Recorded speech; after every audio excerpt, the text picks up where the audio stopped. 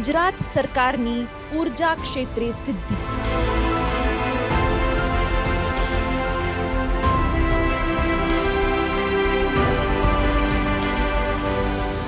ઉર્જા ઉત્પાદનનો જન જન સુધી લાભ.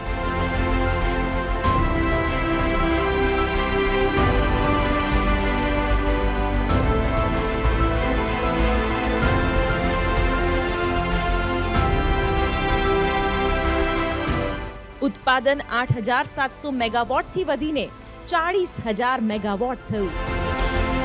ઉર્જા એક એવો અનિવાર્ય સ્ત્રોત જે ઉદ્યોગ હોય કે ખેતી, સ્થાનિક આવાસ હોય કે હોસ્પિટલ જેવા એકમો, તમામ જગ્યાએ તે પ્રાપ્ય બનવો આવશ્યક છે. ત્યારે ગુજરાત સરકારે આ આવશ્યકતાને અવકાશ આપ્યો અને સાથે ઉર્જા ઉત્પાદનની અલગ અલગ શૈલીઓ પર પૂરા વિચાર વિમર્શ બાદ જે ગતિ સાધી તે અવિશ્વસનીય છે. આજે ઉર્જા ક્ષેત્રે દેશભરમાં ગુજરાતની વાહવાહી છે.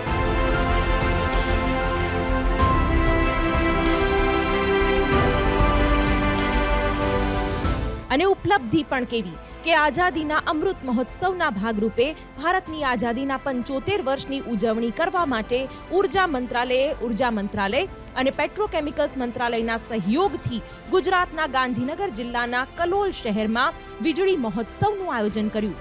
વીજળી મહોત્સવનો રાજ્ય અને કેન્દ્ર સરકારો વચ્ચેના સહયોગની ઉજવણી કરવા અને પાવર સેક્ટરની મુખ્ય સિદ્ધિઓને પ્રકાશિત કરવા માટે એક પ્લેટફોર્મ તરીકે ઉપયોગ કરવામાં આવ્યો. અને સતત કેન્દ્ર અને રાજ્ય સરકાર આ દિશામાં પ્રયાસરત છે અને લોકહિત માટેના પ્રકલ્પોની લાહણી પણ સરકાર અવિરતપણે કરતી રહે છે. आजादी के इस अमृत काल में भारत ने अगले 25 वर्षों के विजन पर काम करना शुरू कर दिया है. अगले 25 वर्षों में भारत की प्रगति को गति देने में एनर्जी सेक्टर, पावर सेक्टर की बहुत बड़ी भूमिका है. एनर्जी सेक्टर की मजबूती ईज ऑफ डूइंग बिजनेस के लिए भी जरूरी है और ईज ऑफ लिविंग के लिए भी उतनी ही अहम है. हम सभी ने देखा है कि अभी मेरी जिन लाभार्थी साथियों से बात हुई, उनके जीवन में बिजली कितना बड़ा बदलाव लाई है. વળી રિન્યુએબલ એનર્જી એટલે કે પુનઃ પ્રાપ્ય ઉર્જાનું મહત્વ પણ હવે વધ્યું છે. રાજ્યના મુખ્યમંત્રી ભૂપેન્દ્ર પટેલે રિન્યુએબલ એનર્જીને સમયની માંગ ગણાવી છે. રાજ્ય સરકાર હંમેશા રિન્યુએબલ એનર્જીને પ્રોત્સાહન આપે છે. તે વિશે પણ તેઓએ ઉલ્લેખ કર્યો. એનાથી જે લાભ હતા એમાં પહેલો લાભ આ હતો કે અવિરત વીજળી મળવી, 12 કલાક મળવી અને કાર્યક્ષમ મજૂરનો ઉપયોગ. એ એક પહેલો લાભ એ પૈકીનો કે ભાઈ રાત્રે તમે મજૂરને જે 15 દિવસ નાઇટમાં મળતી હતી, એક દિવસ નાઇટ, એક અઠવાડિયું નાઇટ, એક અઠવાડિયું તમને દિવસ, એવી રીતે જે પ્રમાણે મળતું હતું એમાં નાઇટમાં તમારે મજૂરને ઘર જમાઈ બનાવવા પડતા હતા. એને પગાર તમારે બેઠો આપવાનો હતો. એ તમારો એની અલ્ટિમેટલી એક્સ્ટ્રા ખર્ચો ગણાતો. હવે અમે એ મજૂરને કાર્યક્ષમ ઉપયોગ કરીને એમાંથી 2 રૂપિયા બચાવી લઈએ. પાછલા 2 દાયકામાં સરકારે solar policy, wind energy, small hydro policy તથા હાઇબ્રિડ એનર્જી પોલિસીનો સફળ અમલ કર્યો છે. પરિણામે રિન્યુએબલ એનર્જીની કુલ સ્થાપિત ક્ષમતામાં 105% વધારો થયો છે. વર્ષ 2001માં આ ક્ષમતા 165 મેગાવોટ હતી, તે 2022માં 17,300 મેગાવોટે પહોંચી છે. અને હવે ઉર્જાની પ્રાપ્યતા સુલભ બની, જેથી અનેક એવા ક્ષેત્રોનો વિકાસ તેજ ગતિથી થઈ રહ્યો છે. વળી ખેડૂતોનો તો હરખ સમાતો જ નથી. આજથી 4 વર્ષ પહેલાં ભાજપ સરકારે જે સ્કાય યોજના જાહેર કરેલી, તે યોજના પ્રમાણે અમારું ગુજરાતમાં રૂપાળા ગામ પ્રાથમિક તબક્કે અમને પસંદ કરેલું. એ યોજના થકી અમને 5% લેખે મેં 16,500 રૂપિયા મેં ભરેલા. એનાથી મને સ્કાય યોજનામાં 12 કલાક વીજળી પૂરેપૂરી મળે છે, પૂરતા દબાણથી મળે છે, કોઈ પણ જાતના વિઘ્ન વગર રોજનું 12 કલાક વીજળી મને મળે છે. એનાથી મારા શેરડીનો પાક કે કોઈ પણ બીજા અન્ય પાક સારી રીતે લઈ શકું છું. વળી સૌર ઉર્જાથી વીજ ઉત્પાદન તો સોનામાં સુગંધ જેવી વાત. ભૂતકાળમાં ખેડૂતોએ અને લોકોએ વીજળી માટે થઈને કલાકો સુધી વલખા મારવા પડી રહ્યા હતા, પરંતુ ગુજરાતની ભાજપ સરકારે આધુનિક અને સુવિધાઓથી સજ્જ સોલાર સિસ્ટમ ફિટ કરાવવા માટે થઈ અને લોકોને સબસિડી આપવા માટેની જાહેરાત કરી, જેના કારણે લોકો સોલાર સિસ્ટમથી વીજળી પ્રાપ્ત કરતા થયા અને ખાસ કરીને ગ્રામ્ય વિસ્તારના લોકોને સતત 24 કલાક વીજળી મળતી થઈ. પહેલા ગુજરાતના ગ્રામ્ય વિસ્તારમાં વીજળી સમયસર મળતી ન હતી. અનિયમિત વીજળી મળવાના કારણે બાળકોના અભ્યાસ પર પણ ભારે અસર વર્તાતી હતી.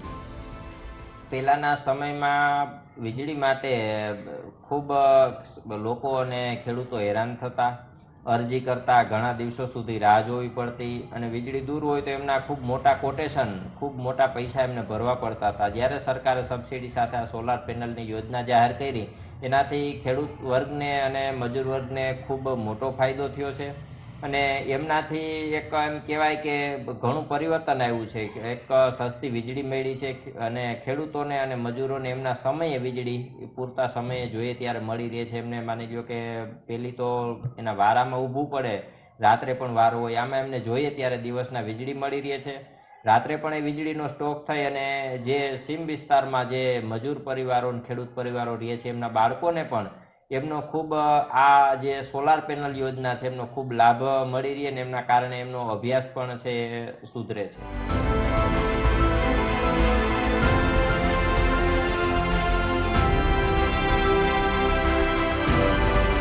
હાલ ગુજરાત સરકારે સોલાર સિસ્ટમમાં પૂરતી સબસિડી આપતા લોકો સોલારથી પ્રાપ્ત થતી વીજળીના ઉપયોગ તરફ વળ્યા છે અને લોકોનું અને ખેડૂતોનું કહેવું છે કે સોલાર સિસ્ટમથી પ્રાપ્ત થતી વીજળીને કારણે વીજ બિલની ઝંઝટમાંથી પણ મુક્તિ મળી છે અને ખેડૂતોનું તો કહેવું છે કે પહેલા ખેતરે પિયત આપવા માટે થઈ અને રાત્રિના ઉજાગરા કરવા પડતા હતા.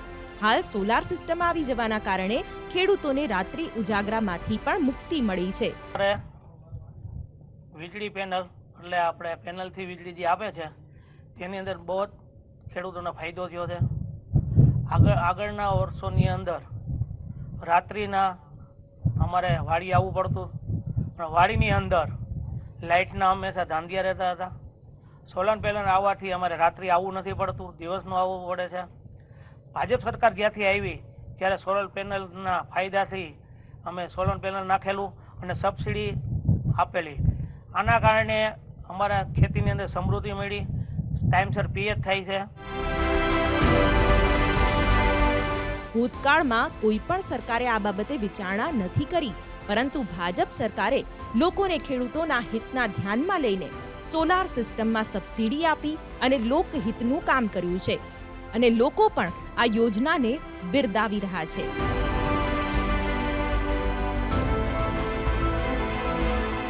કૃષિ ક્ષેત્રે સોલાર એનર્જી આવવાના કારણે કૃષિ ક્ષેત્રે ખૂબ ક્રાંતિ સર્જાણી છે.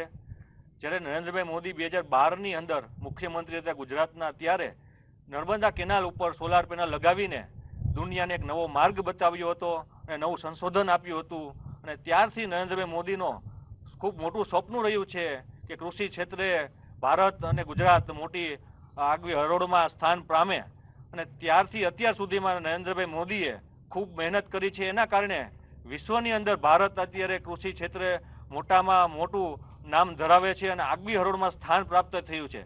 કૃષિ ક્ષેત્રની અંદર સોલાર આવવાના કારણે દૂર દેશી વિસ્તાર હતા, જે પહાડી વિસ્તારો છે જ્યાં વીજળીનું કનેક્શન મળવું અશક્ય હતું, એવી જગ્યાએ સોલાર પંપના કારણે ત્યાં ખેડૂતોને સિંચાઈ કરવાનો મોકો મળ્યો છે. એના કરતાં આર્થિક રીતે ખૂબ ખેડૂત સમૃદ્ધ થયા છે અને દૂરગામી વિસ્તાર જે છે કે જે પહોંચી જ ન શકે એવા વિસ્તારમાં પણ આજે ખેતી થઈ રહી છે અને ખેડૂતોને જે દિવસના વીજળી પૂરતા પ્રમાણમાં મળી રહી છે એના કારણે રાતે ધક્કા નથી ખાવા પડતા. સરકારની આ તદ્દન વાજબી અને લોક ઉપયોગી યોજનાથી લોકોને લાભ મળતો થયો. સસ્તી અને સુલભ વીજળીથી લોકો પણ યોજનાથી લાભાન્વિત થયા છે. 3 લાખ સ્થળોએ સોલાર રૂફટોપ લગાવી 1156 મેગાવોટ વીજ ઉત્પાદન કરવામાં આવી રહ્યું છે. ત્યારે આ ભગીરથ પ્રયાસથી જ આજે ગુજરાત અને ગુજરાત સરકારની કામગીરી વખાણવા લાયક બની છે. અમે અમારા ઘરે સોલાર પેનલ ફિટ કરેલી છે, જેને ઘણો સમય થઈ ગયો છે. સોલાર પેનલના ઘણા બધા ફાયદા છે. એ રોજના વીજળી વપરાશ હોય તેમાં વધારો થાય છે. અમે 4 વર્ષમાં વળતર અમને મળી ગયેલ છે. ભાજપ સરકાર દ્વારા સબસિડી મળેલી હતી 40%, અને બાકીનું જે રોકાણ કરેલ છે તે 4 વર્ષમાં મળી ગયેલ છે. અને કિચન વપરાશમાં જોઈએ તો ઓવન, પછી ઇલેક્ટ્રિક સ્ટવ છે, ઇલેક્ટ્રિક ગીઝર છે, એમાં વધારો થયો છે, છતાં પણ બિલ તો 0 જ આવે છે. અને ત્રીજો મુદ્દો એ કે વીજળી જે કોલસાથી ઉત્પન્ન કરવામાં આવે છે તે વીજળીમાં ઘણો નાણાકીય ખર્ચ થાય છે, જ્યારે સોલારથી ઉત્પન્ન થતી વીજળીમાં પ્રદૂષણ પણ અટકે છે અને નાણાંનો વ્યય પણ થતો નથી.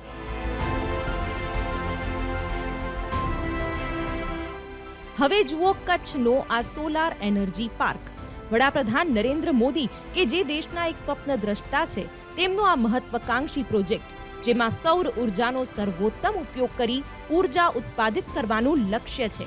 કુદરતી સ્ત્રોતમાંથી વીજળી ઉત્પાદનનું કચ્છ હબ બનવા જઈ રહ્યું છે. એક તરફ કચ્છના ખાવડા સ્થિત રણ સરહદે 30 ગીગાવોટ સોલાર એનર્જી ઉત્પાદન થઈ શકે તેવો મેગા પ્રોજેક્ટ તૈયાર થઈ રહ્યો છે અને એશિયાનું સૌથી મોટું ગ્રીન એનર્જી પાર્ક કચ્છમાં બનશે. ત્યાં બીજી તરફ સૌર ઉર્જા તથા પવન ઉર્જાની મદદથી કચ્છથી લાખો મેગાવોટ વીજળી ઉત્પાદન થઈ રહી છે. મારે ખેતરે જે 8 કલાક જે વીજળી આવતી હતી તે દિવસના લાઇટ આવતી હતી 8 કલાક, રાતના અઠવાડિયું અને લાઇટ આવતી હતી. તે હવે મને જે દિવસના 12 કલાક વીજળી મળે છે એનાથી ઘણો ફાયદો થયો છે અને દિવસ દરમિયાન જ મારે ખેતરે જવાનું રહેતું હોય છે ને 8 કલાકમાં મારે જે પ્રમાણે આયોજન કરવું હોય, ખાતર પાણી આ તે દવા છંટકાવ, તે બધું મને દિવસ દરમિયાન સારી રીતના મારું કામ પતી જાય છે. અને રાતના જે મજૂરો કે જે પાણી આપણે રાત્રિ દરમિયાન જે છોડી દેતા હતા તે પૂરતું પી નહીં રહેતું હતું ને રાતના જે વીજ આમ તેમ થાય છે વીજમાં, તેને લીધે જે નુકસાન થતું હતું ને 8 કલાક આપણા જતા રહેતા હતા, એને લીધે ઘણા ગેરફાયદાઓ થયા છે.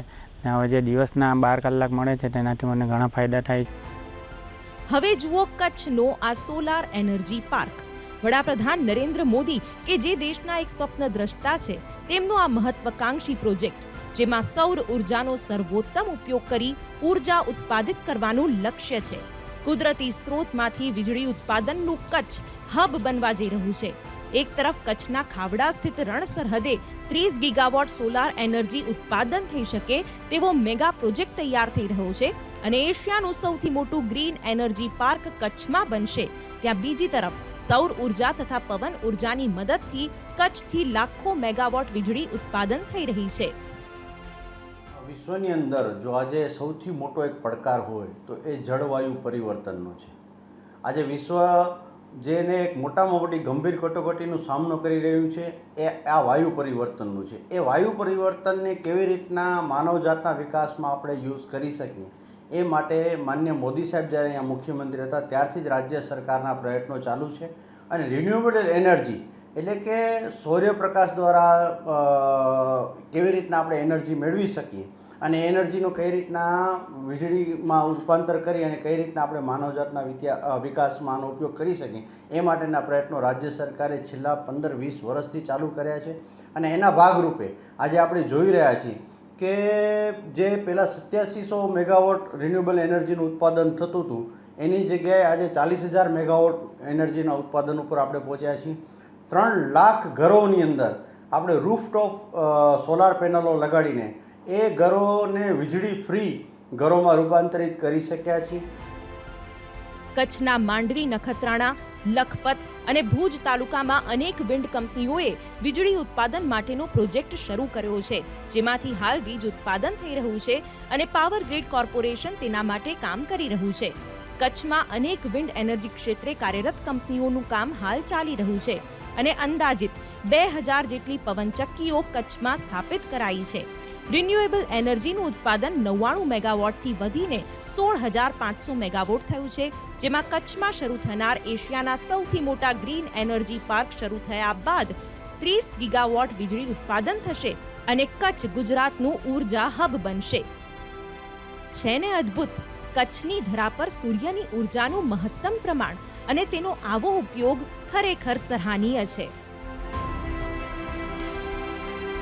ગુજરાતે ઉર્જાની પંચશક્તિઓ સોલાર, થર્મલ, હાઇડ્રો, ગેસ અને ન્યુક્લિયરનો વીજ ઉત્પાદનમાં વિનિયોગ કરવાની નવતર પહેલ કરી અને હવે તો ગેસ પાઇપલાઇનનું નેટવર્ક પણ એ હદે વિસ્તર્યું છે કે લોકો સુધી તેનો લાભ આસાનીથી પહોંચી રહ્યો છે. રાજ્યમાં બહોળું ગેસ પાઇપલાઇન નેટવર્ક હોય તેવી નેમ સાથે કામગીરી હાથ ધરવામાં આવી અને આજે જુઓ તો ખરા 40,000 કિલોમીટરથી વધુ લાંબુ ગેસ પાઇપલાઇન નેટવર્ક ગુજરાત ધરાવે છે, જે કોઈ નાની ઉપલબ્ધિ ના જ કહી શકાય.